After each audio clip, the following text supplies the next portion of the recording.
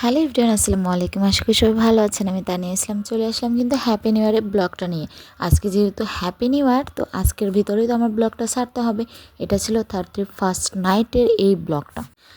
তোমরা সবাই কারা কারা আনন্দ করছো অবশ্যই কমেন্ট সেকশনে এসে আমাকে কমেন্ট করে জানাইও। কিন্তু আমি কিন্তু আজকে খুবই সিম্পলভাবে রেডি হয়ে গিয়েছি। আমি কিন্তু একটা টপস পরে নিয়েছি আর একটা চাদর গায়ে পেঁচিয়ে নিয়েছি। আর আমার বড় আপু এবং আমার ভাইয়ের বউ আর বাকি সবাই কিন্তু খুব সুন্দর করে শাড়ি পরে নিয়েছে। সবাই রেডি হয়ে একটু বাসার সামনে কিন্তু ছবি পিকচার ভিডিও করে টোরে কিন্তু আমরা চলে আসলাম মুড়িমাখা খাওয়ার জন্য। আমাদের বাসার সামনের এই মোড়টা মস্তর মোড়ে খুব সুন্দরভাবে মুড়িমাখা পাওয়া যায়। আর এখানকার মুড়িমাখা খেলে একবার খেলে দ্বিতীয়বার এখানে আসতেই হবে, কারণ এখানকার মুড়িমাখাটার টেস্টার এই ফ্লেভারটাই এত সুন্দর ছিল।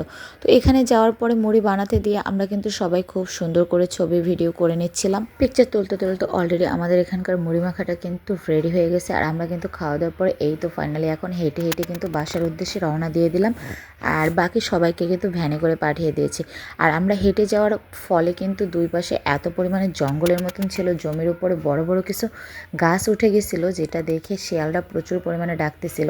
তো আমরা কিন্তু খুব ভয় পাচ্ছিলাম। সামনে একটা কুকুর যাচ্ছিল, তো আমি বললাম যে যেখানে কুকুর থাকে সেখানে ভয় পাওয়ার কোনো অপশনই নেই। তো যাই হোক, আমরা কিন্তু এই কুকুরের সাথে সাথে পিছনে পিছনে আমরা বাসার অবধি পৌঁছে গিয়েছি। আর বাসায় এসে কিন্তু আমরা 1 সেকেন্ড লেট করিনি। এখানে চুলাটা বানিয়ে গিয়েছিলাম, সেই চুলাটা কিন্তু অলরেডি সবাই মিলে ধরানো হয়ে গিয়েছে। আর এখানে কিন্তু এখন এক এক করে সবাই হাতে হাতে আমরা কাজ করব, যেহেতু এখন প্রায় 9টা প্লাস হয়ে গিয়েছে। এখানে আমাদের যত দ্রুত সম্ভব রান্নাটা কমপ্লিট করে ফেলতে হবে। রান্নাটা কমপ্লিট করার পরে কিন্তু আমাদের আরও অনেক ধামাকা জিনিস আছে। সেটা হচ্ছে যে আমরা ফানুস উড়াবো, অনেক বড় বড় বাজি আনছি, যেটা হচ্ছে রকেট বাজি, উপরে যে ফেটে যাবে সেটা আনছি আমরা অনেকগুলো। আমরা এগুলো কিন্তু সবাই মিলে ফাটাবো, সবাই মিলে খুবই আনন্দ করব, খুবই আনন্দ। তো আমার বড় আপু কিন্তু এখানে সব কিছু বসিয়ে দিয়েছে। এখন কিন্তু একটু একটু করে সব ধরনের জিনিসপত্র দিয়ে এটাকে সুন্দর করে কষিয়ে এখন কিন্তু রান্নার জন্য রেডি করতেছে। এখানে আমাদের বাসার সামনে এই লাল্লু আর কাল্লুকে কিন্তু আমার আম্মু সবসময় খাবার দিয়ে থাকে। এদের দুজনের নামও রাখা হয়েছে। এখানে কিন্তু সিরিয়ালে সবাই দেখতেছে কীভাবে রান্না হচ্ছে। তো সব কিছু মিলিয়ে কিন্তু মাশাআল্লাহ আমরা অনেক বেশি আনন্দ করেছিলাম। সবাই মিলে কিন্তু অনেক মজা করেছিলাম আমাদের মতন 31st নাইটে। তোমরা কারা কারা মজা করেছো সেটা কিন্তু অবশ্যই জানাবা।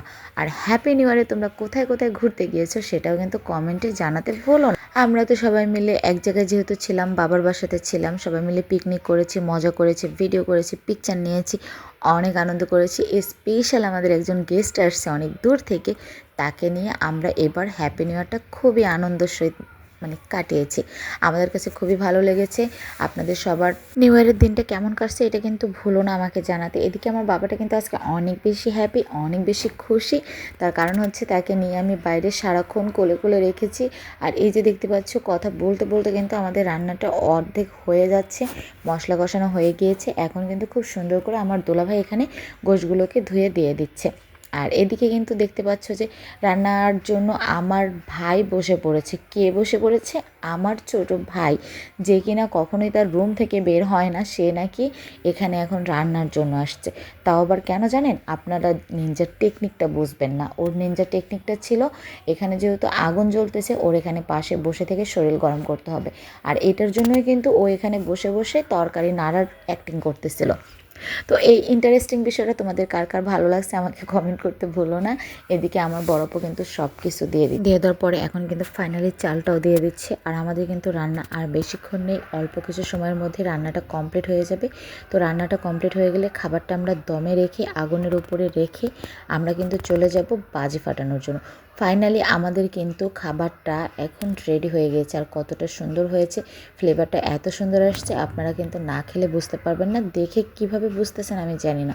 তো যাই হোক, ফাইনালি রান্নাবান্না যেহেতু এখন কমপ্লিট, আমার বড় আপু কিন্তু বলতেছে যে আমাদের খাবার কমপ্লিট হয়ে গেছে, এখন কিন্তু আমরা বাজি ফাটাবো, ফানুস উড়াবো, এগুলোই আমার বড় আপু বলতেছিল। আমি আমার আপুর ভয়েসটা স্কিপ করে দিয়েছি এবং আমার ভয়েসটা আমি এখানে শো করেছি। তো সবাই মিলে এখন চলো আমরা দেখি যে আমরা কীভাবে বাজি ফাটালাম আর আমরা কত আনন্দ করলাম, এটাও তোমাদের সাথে শেয়ার করি। এই যে দেখতে পাচ্ছ বড় বড় রকেট বোমগুলো নিয়ে আসছে, আর এগুলো কিন্তু আমরা খুব সুন্দর করে ফাটাইছি। দেখো মাশাআল্লাহ অনেক উপরে উঠছে আর পুরোটা আকাশে ছড়িয়ে গেছে। এখন কিন্তু আমার মেয়েটা ফানুস উড়াচ্ছে। আমার কোলে যেহেতু আমার ছোটো বেবিটা ছিল, আমি কিন্তু ফানুসটা উড়াতে যাইনি, আমার মেয়েটাকে বলেছি তুমি ফানুসটাকে উড়িয়ে দাও। এখন আমরা চলে যাব খাওয়া দাওয়া করতে। তো সবাই ভালো থাকো, সুস্থ থাকো, আমার জন্য দোয়া করো। আল্লাহ হাফিজ।